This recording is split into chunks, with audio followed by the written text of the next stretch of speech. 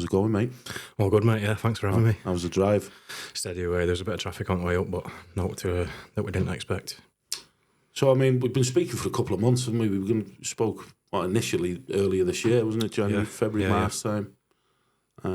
Life gets in the way, I guess. But I guess today's just learning about you. That, like I say to people, we want, the people who are listening, it's the problem, but also the solution, or your solution. Because I think with these conversations, there has to be solution-based benefits to these conversations. Because if not, it becomes rumination. It's negative. Yeah. So, I mean, we'll take it from the top, mate. Start from when you were younger, where you grew up, what your hobbies were, and then we'll go from there, mate. Yeah, so I grew up in Bradford on one of the roughest council estates there. Family weren't that well off. I was kind of getting myself into wrong crowds early from an early age, and really weren't getting on with school. Didn't like school. Couldn't really concentrate on my lessons. Didn't get on with my teachers. Was problematic throughout school. Started knocking about at skate park when I got about 15, and that's when I first started touching drugs, smoking weed, doing a bit of coke, drinking, just all the usual shit that you do when you're a kid. But I knew from like a young age that I wanted to be in the fire service. So about 15, 16, I started to get my head down. I knew that I needed to get certain grades in school in order to be able to get into the fire service. So I did that, got my C's, got my B's, maths, English, all the bits that I needed. Come to leaving school, I went straight into work. 17, first job in an hotel as a waiter. And then started working at Subway and Domino's at the same time, just making as much money as I can. Yeah, finishing one shift at Subway and then going and doing my delivery job as a driver at Domino's at night. And then, I mean, I was getting into the party scene quite a lot, as you do at that age. Just touching drugs, just recreationally. And that happened for a period of a few years. Got into the fire service at 21. They'd not recruited for 12 years, so I didn't really have many hopes of getting in. There were obviously a lot of applicants, there were over 12,000 applicants. I was one of 42 people to get a job on first recruitment drive. So that happened. My girlfriend at the time became pregnant at the same time, so it was like a joint fire service, 21. My daughter was born a few months later.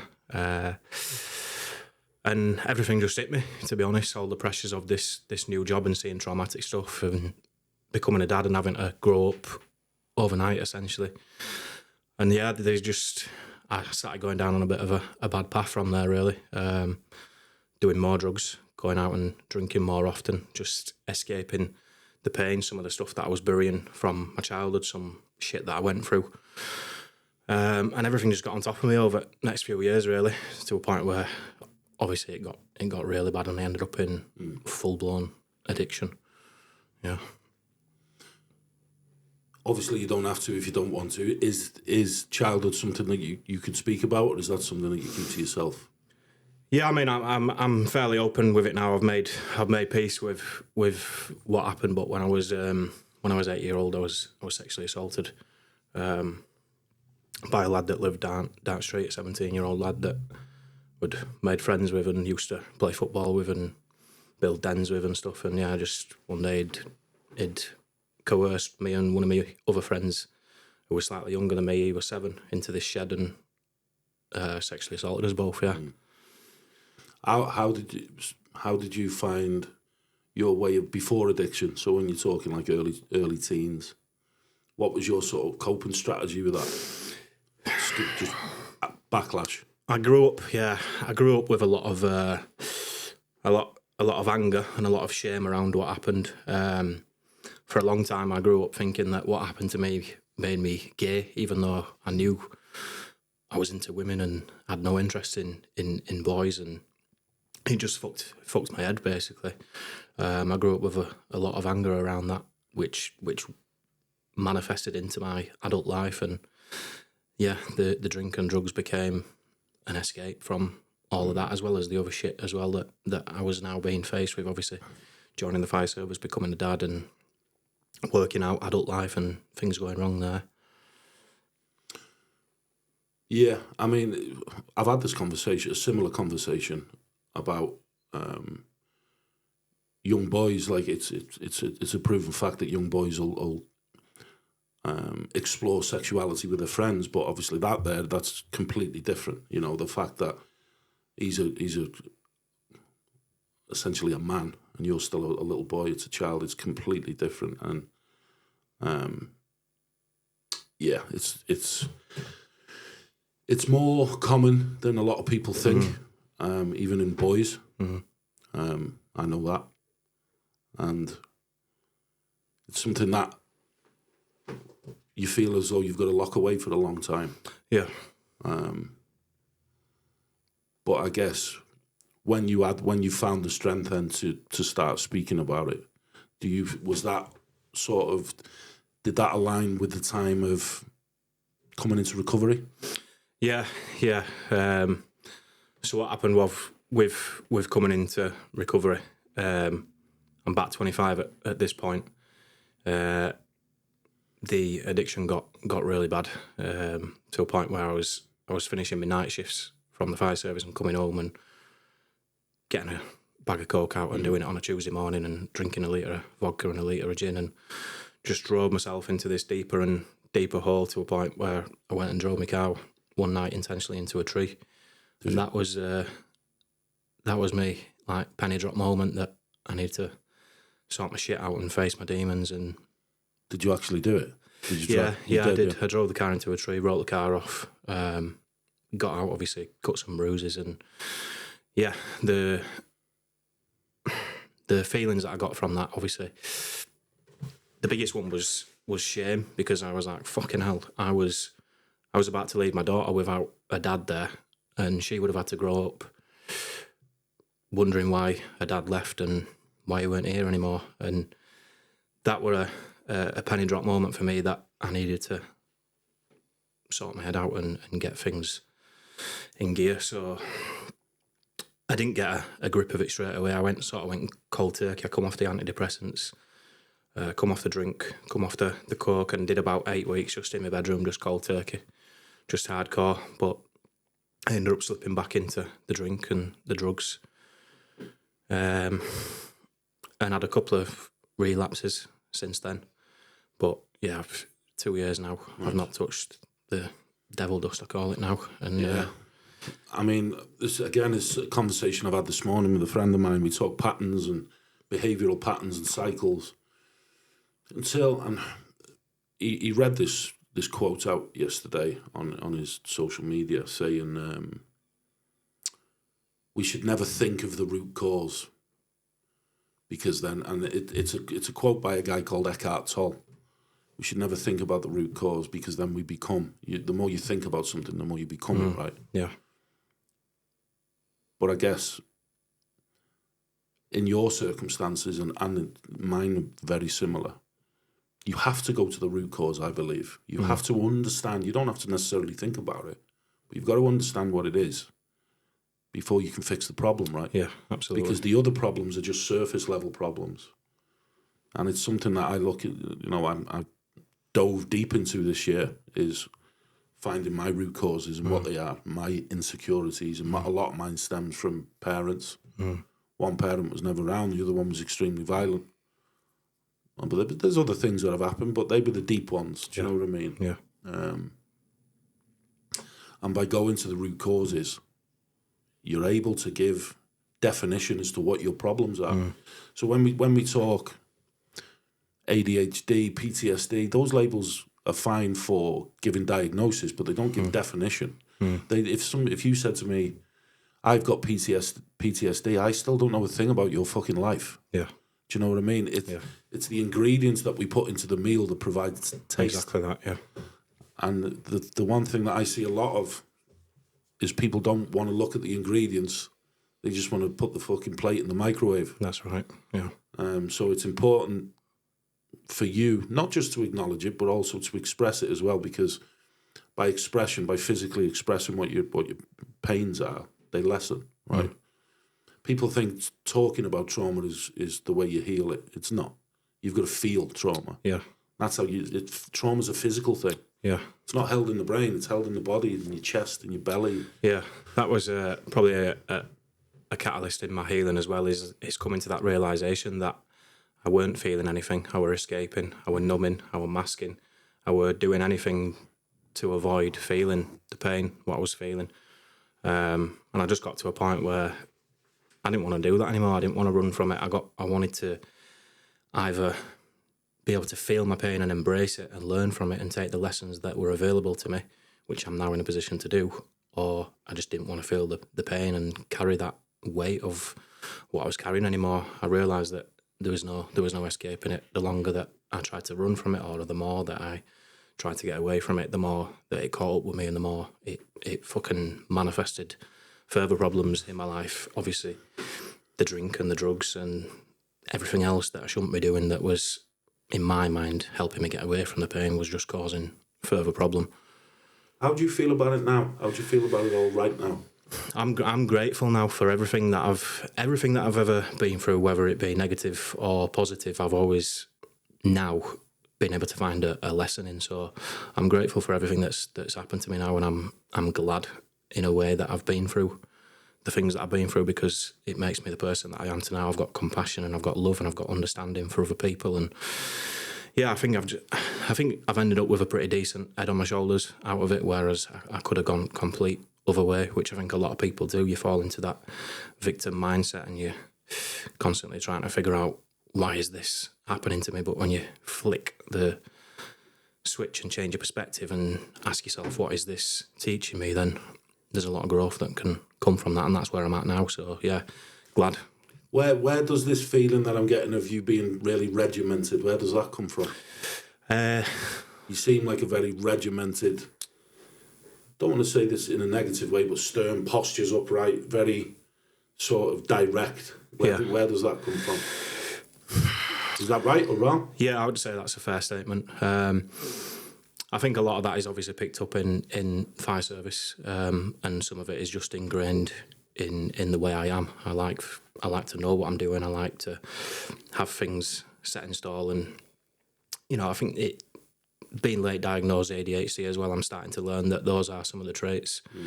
I was only diagnosed earlier this year, and that in itself has been a fucking journey in understanding myself on a deeper level. But yeah, I'd say that's probably definitely a part of it. Well, it's scientifically proven that a lot of people who fall into addiction have got ADHD because it's an attention disorder. Yeah. We don't, when an addiction's the polar opposite, we don't want to pay attention. Therefore, we will mask, we will escape, we will fucking isolate. So the last couple of weeks, I've never really looked into ADHD as a symptom that's attached to addiction. And the more I'm learning about it, the more I'm listening to people talk. I've got it. I know I have. But I don't think I need the diagnosis now. Yeah. I think more for me, it's more about addressing the past to make a new future. Because, I speak about it a lot. People in addiction, you see it on social media quite a lot. They constantly talk about the past. I was in this addiction. They give identity to it. I am addiction. Yeah. When we're not. As human beings, we are so much fucking more. Yeah. Like we said before, when the cameras weren't rolling, we're walking miracles in ourselves, aren't we? Yeah. The fact that me and you are sat here now, the odds of that are like 100 trillion to 1 or something like that. That the fact that we're able to sit here and have these conversations with the stories that we've got are miracles within itself. But when we talk ADHD, PTSD and things like that, the most important thing that I like to say to people is you may have it, but you are not it. Yeah. By giving things identity, we give things power. And like I say to people, when I am Lee, that's my power. Lee is the power. Yeah. Me as a person. The values that I've got now are completely different to what I had a couple of years ago. Skills, behaviours, everything's different. The ADHD aspect is a behavioural thing, right? That's a disorder. It's a behavioural disorder, isn't it? Again, ADHD, PTSD, I think all these are stemmed from childhood as well. Yeah. All of them. Yeah. you said there you had grew up on a rough estate. There's the love and caregiving that we're supposed to have as children is missed, or we perceive it as being missed. Do you know what I mean? Yeah. I had a really, really difficult conversation with my son last night. We've been going through a difficult part. He's 17. He wants to take on the king now. Do you know what I mean? Yeah. But he said to me, he said, you want to do things with me now? He said, but for the last 3 years, you haven't wanted to do fuck all. And it's a fair statement because I was in addiction for a long time and I'd lie around. And I always grew up thinking that I would never act the same way as my parents did. But there's traits in all of us. And it's, your parent, you said you've got a kid, yeah? Aye. Yeah. We work so hard on ourselves to not become. We almost become. Yeah. Do you know what I mean? Because the focus is, I don't want to be like my mum or like my dad. But then the fact that you're concentrating so hard on the parents, you're almost becoming them. Do you know what I mean? Unconsciously. Yeah. And I'm not saying my mum and dad are bad people because they're fucking not. They just made mistakes. Yeah. But what the realisation I've had is I've also made shitloads of mistakes. Yeah, Tons absolutely. of them. And we had a really powerful conversation last night, which ended up with a I love you and a hug. And I was quite emotional after it, mate. I had to go upstairs and have a little cry to myself in 20 minutes. Powerful. But, you know, we talk of ADHDs, we talk of PTSDs and other disorders, psychological disorders, neurological, whatever you want to call them. But they don't define us as who we are. No. There was a lady that sat here the other day and she said, if I had a broken arm, I wouldn't identify as a broken arm. I'd still be me. You know what I mean? And it makes so much sense to me, but a lot of people seem to take those identities or take those disorders and use them as identity. You see it on social media. Yeah. You know what I mean? Yeah. And almost to a point where a lot of people are using these identities and diagnoses as an excuse for the way they are and saying, well, this is the way I am, when actually we have a choice in everything, and we have a choice in the way that we show up, and we have a choice in the way that we respond. And yeah, there's a lot of people just hiding behind it, whereas I feel like for me, I try and use it to understand myself on a deeper level, and make the necessary adjustments that I need to make. Since coming out of addiction, what do you understand about yourself on a deeper level? What is that understanding of who Josh is? Like we touched on earlier, I spent a lot of time running from the pain, and now I'm at a point where I was having this conversation with my missus the other night, where I said to her, I'm at a point now where I welcome pain because I've been through that much in my life now, and when I reflect on it, I know how much fucking growth comes from it. So yeah, we don't want to be in pain. We actively try and avoid it. It's our instinct. But when you come to life, yeah, exactly, it's inevitable. We're always going to go through shit, and there's always going to be things that are painful. It's just that is life, unfortunately. But so if we flip that, then, so who is Josh when he's at his best? I'm someone that tries to do right by everyone. I'm someone that tries to give the love to everyone that I didn't necessarily receive through my childhood and through early adult life. Did you love yourself at all? No, I don't think I did. I definitely do now. I've got a lot of respect for myself now through the way that I show up for myself, take myself very seriously, and go to the gym and keep fit and put nutritious foods in my body, and that all shapes part of who I am and the way that I look at myself. Do you take yourself seriously all the time? No. I'm like my most authentic and most childlike self around my missus, which is testament to her and the way that she is, and how comfortable and how safe she makes me feel. It's good to be childish. Yeah, absolutely. I fucking love being childish. Yeah. It's good. I think there was a test or something done around the elderly people who are struggling with dementia and stuff like that, and they bring children around them. Yeah. And they always see the elderly the elderly lady or elderly man, whenever there's children around, they light up. So I believe if that's the case, not saying that's true, but that's what I watched a couple of years ago. I can't remember where it was, but that's the learnings that I took away. And I've always thought, if that's true, if you can keep that inner child lit up in yourself, surely that's the fucking fountain of youth, right? Exactly, yeah. Do you know what I mean? Yeah. That's what I think anyway. Yeah. So I love being childish. I love having a laugh and a joke and taking a piss out of myself. And it's funny. It's good to laugh. Laughing's good. Yeah. You ever seen the film Patch Adams? No. With Robin Williams? No, I've not seen it. You've seen it, Cal? Yeah, man, yeah. Fucking mega film, mate. So it's a true story about a guy, he's like, a bit like him. Yeah. 50% genius, 50% axe murderer.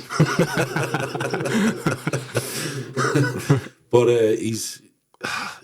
has he got autism, Cal? I'm not sure, I can't remember. Yeah, but he's a fucking genius anyway, but he doesn't do nothing with his fucking life for like 10 years. And then when he's like 37, 38, 40 maybe, he goes to college, studies, he becomes a doctor. But he's like far clever, he's top of his class and everything. And he starts, before he's qualified, he starts breaking into the hospitals and going into the children's wards. And with all the child cancer patients and dressing up as a clown and typical Robin Williams stuff. Yeah, yeah. But then he starts going into the older people's rooms, elderly men struggling with lung cancer and moody old men. He starts like trying to make them laugh, and it doesn't work. But he breaks them down, and in the end, everyone fucking loves him. And even the guy who's got lung cancer, who hated everyone, loves him. He's like his mate. And then he builds his own hospital. There's some sad parts in it. I won't tell you the whole thing, but it's basically laughter is the best medicine for the moment. And I fucking completely agree. Yeah. Like this, we're having a serious conversation, right? But every now and then, chuck a light-hearted joke in there, just, helps the room, doesn't it? Absolutely. And I see that in life. My dad's the same. He's the same. Just laughing a joke, even in a serious moment. If I get nervous, I'll try and tell jokes just to make everyone else laugh. Yeah. And I think that's an important part of life. Yeah. Fire service, mate. I spent 4 or 5 years in retained. I wanted to do it full time, but financial, I was too old. They're all excuses. But I had young kids who wanted nice things. So I've always had decent jobs, but if I could go back now, I'd have joined the military or the fire service at a young age. Tried to join the parachute regiment when I was 21, and just before, touch wood, probably, something bad could have happened, but my daughter, my ex-wife, found out she was pregnant, so I didn't go through with it. And then I joined the fire service I think it was about 26. But I loved it, mate. The fire service, I loved it. Like BA training was one of the best courses I've ever done. Are you still in the fire service now? No, about 3 years out now. Oh, yeah. Yeah. How was it for you, though? I loved it mostly, yeah. Like I say, it was from a young age, from about 7-year-old, I knew that I wanted to be in the fire service. So yeah, like childhood dream come true. It were fucking mint, There's no bigger buzz than standing outside a building that's on fire, waiting to go inside, and then being in there and just being hot. It's no will ever come close. And I think for me, last few years certainly, I've spent a good few years chasing anything close and trying things that are adrenaline fueled, and I've missed it. Definitely missed it. I've missed being around lads and being on shift and having crack that you have with lads. But yeah, just obviously some jobs that I've been to, and they'll stay with me, forever. Yeah, I only went to 1 or 2 serious ones in the 5 years. A lot of it was because there's quite a lot of elderly people live around there, so you get a lot of smoke alarms. 3 o'clock in the morning where some old ladies left the fucking toaster on. Yeah. And they're all automatic as well, so it's instant straight to the station. Yeah. Station's just round the corner here. But the most important thing I took away from it is how perfect the human body is. Because like the BA training, the 2-week BA course I'd done, was fucking hard. Like you're in near to pyralization at sometimes the temperatures. And I remember I was looking at this set of steel steps and the whole thing was on fire, and there was a dummy at the bottom. And he said, so we go down them steps. So I went to get the hose reel, try and put it out. And he was like, no, get down the fucking stairs. And I mean, it's crawl down the bastard, mate. Backwards, sweeping your legs as you go. And I thought, there's no way I'm coming out of that without a fucking scar or a burn or something. I got to the bottom and I was like, hell, Yeah. I'm all right. Yeah. I was boiling. Don't get me wrong. Seen some on the BA train, and one of the guys, when he was flicking the hose reel, he was doing it that way. And he got a gap in between his glove and his... should have seen a blister all the way up his arm from the heat. But yeah, I went to a few really good, solid fires around there, factory fires and house fires. RTCs, we were always... The problem was being retained. There was like 16 lads. Yeah. And I lived one of the furthest away, so every time I'd get there... Miss out on pub. Yeah. But I did, in the evenings and stuff, I'd get on a lot of shouts. Mountain fires, because we've got mountains up the top here. There was one 3 years ago. We were up there for like 4 days. Yeah. Blitzed everywhere. But I enjoyed it, mate. I enjoyed being a part of something that meant something to the community. Yeah, absolutely. I think for me, my whole identity became based on being a firefighter, and when I left, fucking hell, I had this massive crisis where I didn't know who I was anymore. I went back into a civilian job and I felt like a nobody. You know, you go out on holiday or you go in pub and you have conversations with people and you tell them you're in fire service and they've got so much respect for you instantly and they want to know all about it. And then you just, all of a sudden, I went back to being an estate agent again, which is what I did before I joined fire service, and that's obviously not so glamorous. And yeah, fucking hell, massive identity crisis. I didn't know who I was anymore. I built myself up on that image of being a firefighter, which was wrong, really. A lot of it was obviously serving the ego. A lot of it was because I genuinely wanted to do it and I genuinely wanted to help people and make a difference to the community. But yeah, there was a... So how have you gone about rebuilding your identity then since you left, since you came into recovery? What has been the key elements of rebuilding Josh? Realising what I want, which is to be essentially my own boss, to be an entrepreneur and to be out of the system and not reliant on a 9-to-5 and stuff like that. To just become as self-sufficient as I can and to be of service. Obviously, the thing with the fire services was helping people. I was serving the community, and I've just tried to carry that on really in what I'm doing now and trying to give something back to other people. So if you could choose to visualize what Josh the entrepreneur, Josh the family man, Josh the human would look like at its peak, you know, what does that look like? Where do you want to envision this journey taking you? To be making enough money that I'm comfortable to support my family, and to be of complete time and location autonomy. So that means I can work from where I want, I can work when I want. And to be making a difference to as many people's lives as I can and to be serving. Have you found an avenue of what that looks like yet? Yeah, so I've just recently launched coaching and mentorship program, which is something that I've been sort of putting off for a long time with imposter syndrome. Obviously, the TikTok I launched back in January, which I was going through a bit of a shit time then, and used that as sort of a platform to speak about what were going on in my life, and then suddenly realised that I've got all these people messaging me saying, your videos are making a difference and they're actually helping me see things through another lens. So that's kind of where that idea's come from. I'm just going to keep on following that, really, try build that out. And like I say, hopefully encourage more men in particular to speak about their journey and the pain, and to use the pain as the power instead of something that keeps them trapped. Yeah. I used to talk about pain as a purpose, but I think if your purpose is driven by pain, then I think that can turn into a negative. Driving, if pain's the driver of the car, there's a possibility you're going to crash, right? Mm. So I think for me, pain was the spark. Mm. Pain was the spark that allowed me into this or onto the path that I'm walking now, or driving, if we're going to say pain was the driver. But pain sits in the back now, sits in the back of the car, loves driving the car now. That's right. And I think that's important because pain shows its face as anger. If you look in the rear view mirror, you see anger, right? Mm. And I think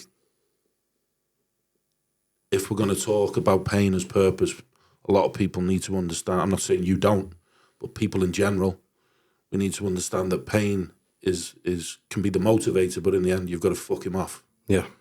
And you've got to look at love, because love's the most important. Yeah. Self-love. I mean, Yeah. I've done a lot of work around self-love, mate, and how I internalise that and what does it look like, and to envision that. I've even drew it with a guy who's mentoring me. I've drew what it looks like for Lee to be operating at a high level. So I envision it now. I encapsulate that as who I am, as part of my identity. That skull is part of my identity. You know, that is the yin and yang, the good and bad, whatever you want to call it, addiction, recovery, whatever. And pain, in the end, needs to get fucked. Yeah. That's what I say. Talk to me about your mentoring abilities and coaching, and what is it that men in general, I think, need it, definitely. So what does that look like to you, if you could? Similar conversations to what we're having right now, really, is encouraging people to get out of the victim mindset and away from that mentality, to normalise some of the things that we go through and bury and don't talk about, to help see people through a more broader perspective, and to be able to look at the world through a different lens, so to speak, instead of just being tunnel visioned on the way that they've always thought. So I just want to be able to encourage people to do that more. What tools and techniques have you found helped you that you can pass on to other people? Certainly, well, obviously I went on a bit of a spiritual journey and started to delve into breathwork and meditation and sitting with my feelings. So they're certainly some of the things I'll be incorporating: the breathwork and the meditation, journaling, all the generic stuff that seems so little but adds up over repetitiveness, and actually does help a ton. I think people underestimate the value of a baseline of and you hear it, people say, oh, journaling, cold water therapy, breathwork, meditation, like everybody's talking about it, but everybody's talking about it for a fucking reason, because it works. It really does. Like journaling, I don't do enough of it. I do a lot of voice notes and stuff now. Yeah. But it doesn't matter how you do it, whether it's a voice note, just express it. Yeah. People express it through art, through music, whatever. Yeah. Journaling is just a basic form of expression. That's all it is. Yeah. You know, that's like, you know, Cal does a lot with music. That's his thing. I know people who paint. You see them on social media, they'll sit online painting all day and create fucking masterpieces through emotion. And it's that's what people need to understand. Whatever that journaling looks like. I draw it on the walls now. I write all these little words on the walls.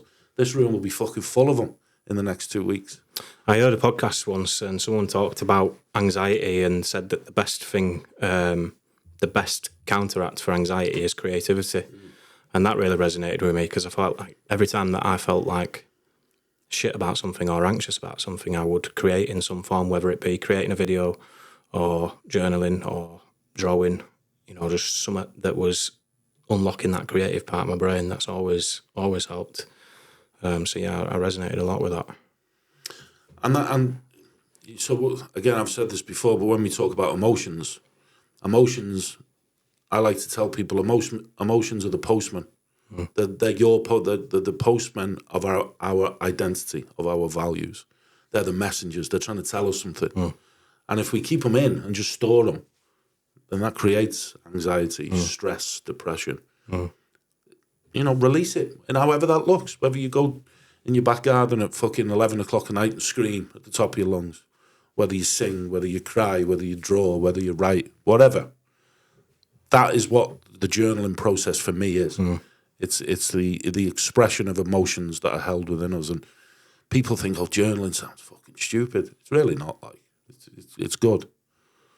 You do a lot of outdoor stuff, don't you? A lot of outdoor activities. I've seen that, which is what I want to do more of this year, because I think nature is nurture. Absolutely, mate. It's just so good for the nervous system. When I'm out there and I'm going on walks and I'm up a mountain or I'm just near some water or near the trees, my nervous system just feels instantly calmer. My mind goes quieter. There's less racing thoughts. Whatever's bothering me or going on, I'm able to think about more rationally. So yeah, I think nature definitely should be a place in everyone's.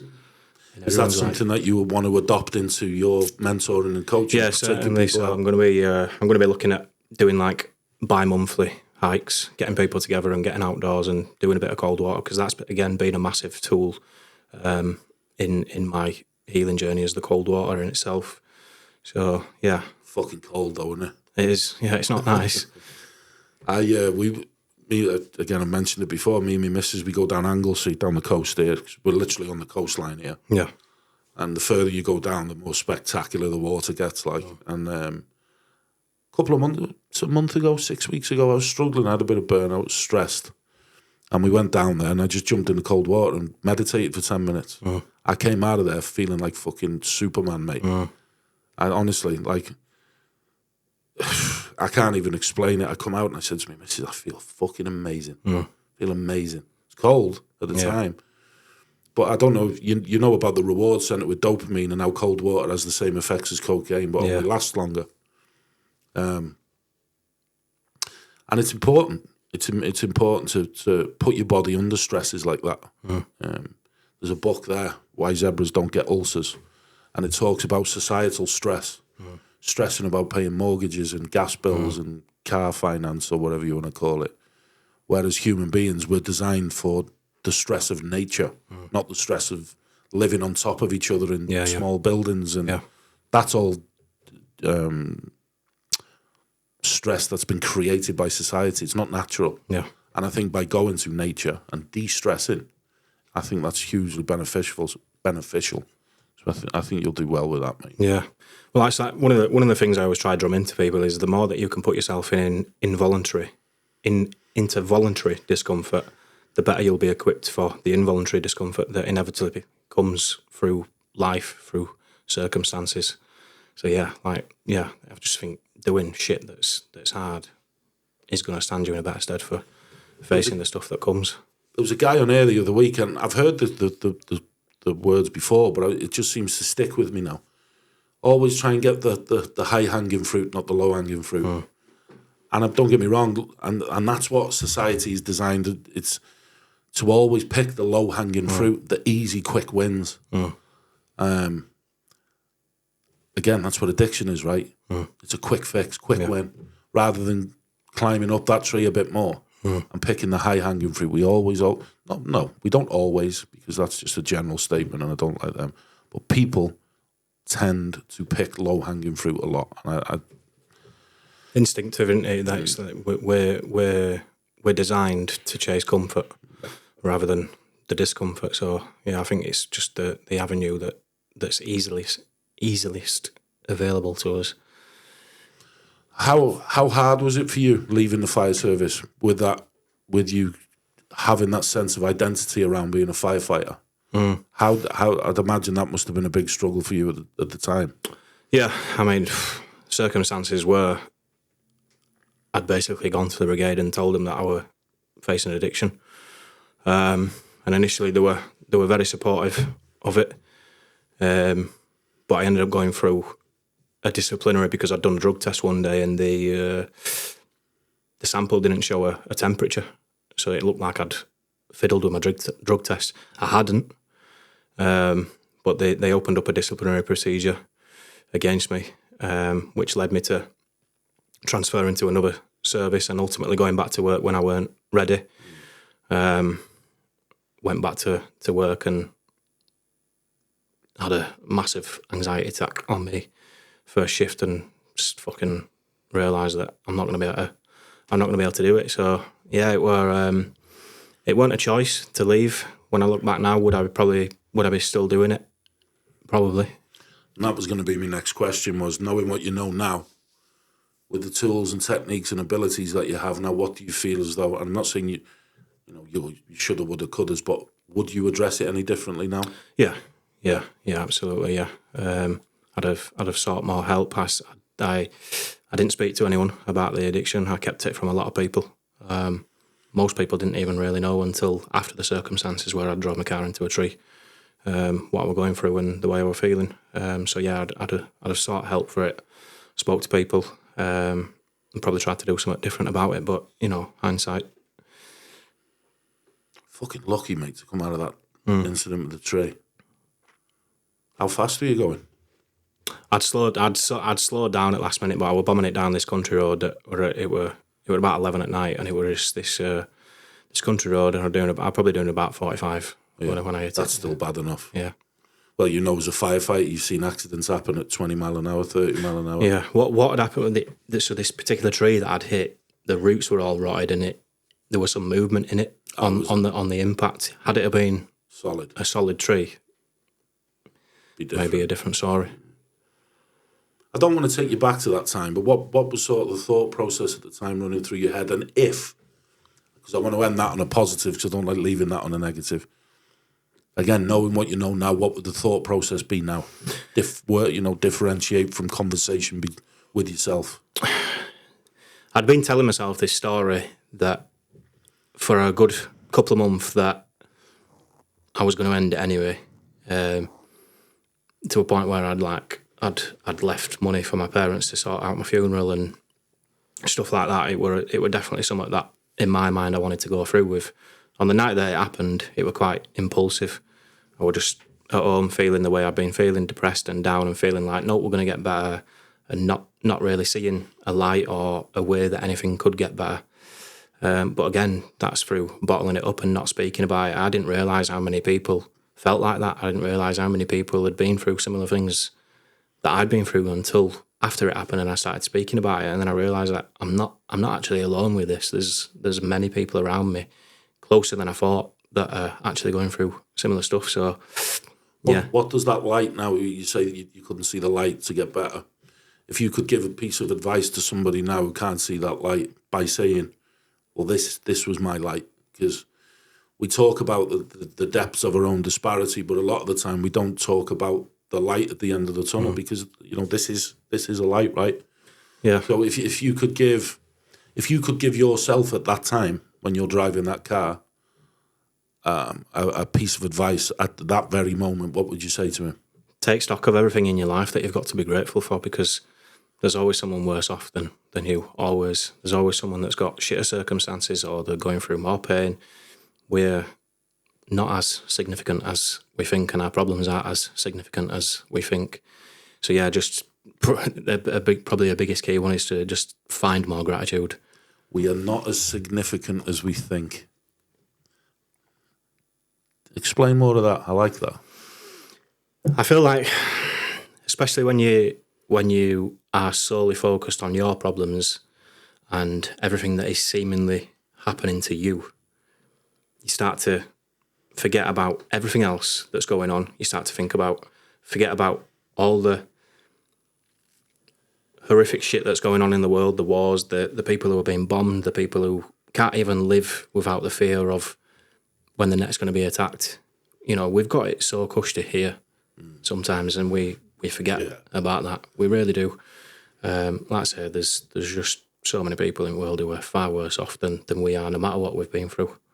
And that's, you got to practice gratitude, right? That's what that is, isn't it? Be grateful. Yeah. I was speaking to a friend of mine 2 weeks ago. He's got stage 4 cancer. He's only 50. He's been a fucking machine most of his life, fit as fuck, trains all the time, and he's had liver cancer, I think it is. Really poorly in December, really poorly. And don't get me wrong, he's doing well. Yeah. But I was stressed that day, and I played golf with him. Bear in mind, this lad's in the middle of chemo, and you can tell he's in the middle of chemo by looking at him. And he's playing golf, so he's struggling to play golf. Never mind play good golf. He's struggling to walk around a golf course. And I'm talking to him about my issues, and then he was like, "Yeah, I'm booking a holiday with my family for Christmas. I didn't even think I'd be here for Christmas." And I'm like, that is just, again, comparison, right? You shouldn't compare, but I just sat there thinking, he must think I'm a fucking knobhead here, the way I'm complaining about stuff. And this lad's fighting for his life. And it just puts everything into perspective I like that word. Don't get me wrong, I like the empowerment aspect of who we are as human beings, but we are not as significant as we think, I think is a very useful piece of terminology to use, especially when, and the highs and the lows in life. I think that's very humbling for people to hear. I do. I like it. Religion, mate. You touched on it before, how you've found religion. Let's just tell me a bit more about that. Yeah, so after what had happened with the car incident is sort of when I stumbled onto spirituality. Someone introduced me to this spiritual centre, if you like, over in Halifax, where I started to go and learn about meditation and then breath work and then all the other little different modalities that slowly came with it. And then obviously started looking into, started putting my beliefs into the universe and into the laws of attraction. And there's still a part of me that believes in all of that. But in terms of religion, I could never really bring myself to say the word God.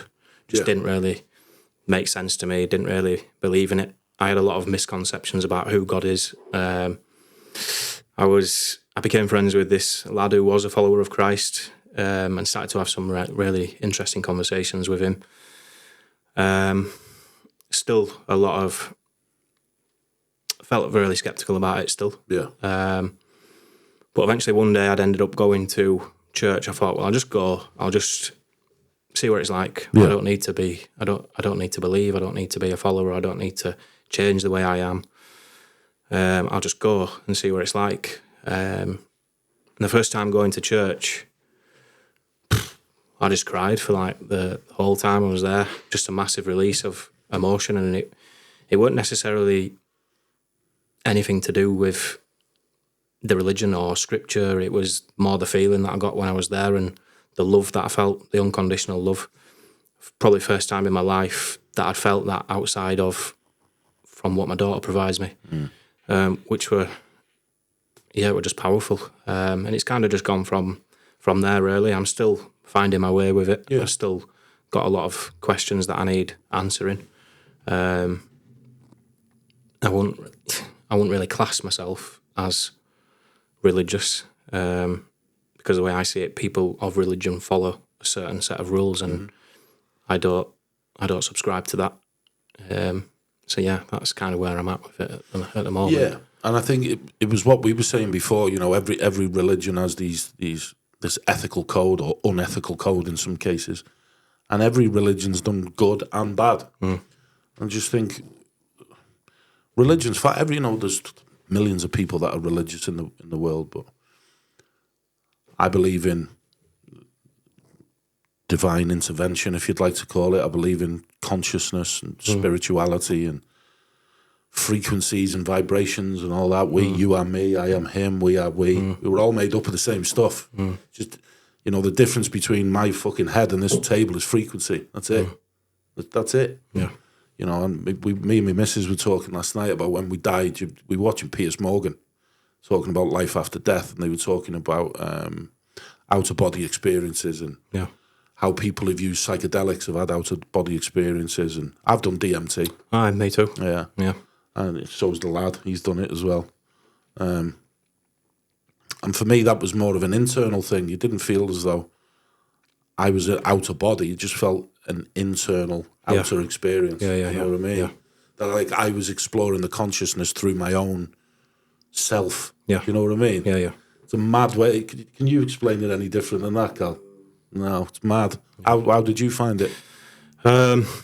First experience, pretty similar to what you just described there. So I did it in this little meditation room, and I laid on the floor and I laid back. I took the hit, didn't really feel much off it, so I took another hit, and then I laid back then, and I kind of witnessed myself from third person view just sort of float off.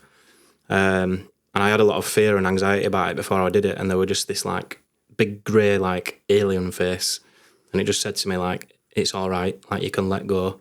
But I still had this inner resistance to letting go, and therefore I couldn't go any higher. But just as I started to talk myself round to letting go and going higher and started going up through all these bloody magical colours and shapes, I'd started to come back round then. So, and then the most recent time I'd done it was like a death experience, but a euphoric. I felt like I was dying, but I were okay with it. It felt peaceful. It felt Ego death. Love, yeah. It felt like my whole body were being squeezed and all the air was being squeezed out of my body, and I were almost being suffocated. But yeah, like I say, it were a nice feeling. A lot of people seem to describe ego death like they what was I going to say? Ego death, yeah. So I don't think I experienced ego death. For me, it was, so I had 3 or 4 hits, fell back, closed my eyes, and instantly the devil was face to face with me. Like literally, like, and my mate said, it's all right. I went, fucking hell, even as soon as I shut my eyes. And then he moved into like a pentagram, turned into a black wolf with red eyes.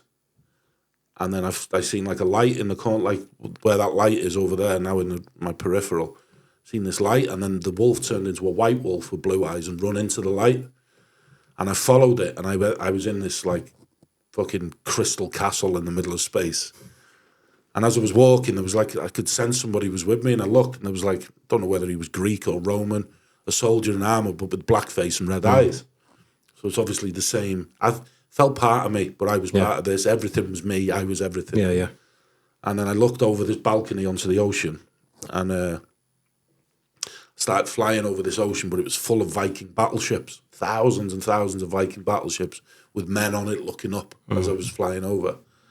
And at the end, there was like a tornado, and I went up through the tornado, and then I was just in this meadow, just like a dead calm meadow with a stream no wider than this table going through it, 30 centimetres deep. And on the other side, there was just loads of shadows. And it was like, my nan and granddad were like my closest people. And I just remember looking like, that's my granddad, that's my nana, there's my aunties, there's so-and-so. And then it was like, what the fuck was that? But it felt like it was me. It didn't feel like I was somewhere else. It felt like I was right where I need to be. Yeah. Inside me. Yeah, that makes sense. It's crackers, but when you speak to people who've done it, they sort of understand. You speak to people who don't know what you're on about, they're like, you sound fucking mental. Yeah, exactly, yeah. But it was good, it was powerful though. And it's not something that I've done since. Mainly, I don't know, because there is a fear attached to it now. That I'm going to see something different, and I want to see the same things again. Yeah. So maybe I will, maybe I won't. Yeah. So what does the next 12 months look like for you, mate? Yeah, just building out this coach and mentoring, evolving in this new relationship that I'm in. I've been with this last now for about 4 or 5 months, and she's great. Nice. So yeah, just building the coaching out, getting myself closer to that position. I don't think I'm a million miles away from it, but I just need to. You got clients? Yeah. I've got a couple of clients now, but yeah, just working on that really. Just working on important things, trying to get rid of as many distractions as I can. I'm going to have a bit of a detox off the social media because I'm spending too much time on that, which is just that's a trap in itself that I think we all fall into, and I certainly have over the last few months. So yeah, a bit of a detox from that, and just trying to get my stalls set and build this out. For me, it's obviously I want to grow this podcast, but I've got a lot that I want to do, but I know it takes time, and I've given myself 12 months purely just to focus on me. Doing the podcast, I'll take something away from this conversation, the last, but there's a lot of work going on behind the scenes just with me and this. Yeah, like all these NLP, the brain, all these things. Psychology. I'm studying these things intensively, like every day there's something going on. Yeah. And I mentioned it yesterday. I don't know where it is that I'm going to end up, but I will end up. Do you know what I mean? I don't know. I've got the vision. I've got the picture of what I want. And it's going to fucking happen. It's inevitable. Like it really is. And you sound like you're on a similar journey, mate. And I wish you nothing but the best for it. Likewise, mate. I'm going to try and change up the end of this because he told me yesterday that I've got to do something different to what it was. So I want you to give me one question for anybody who's watching this, and I'm going to put it to the next guest as well. If you could ask one question, not to me, and you're not even going to get the answer probably, what question would that be?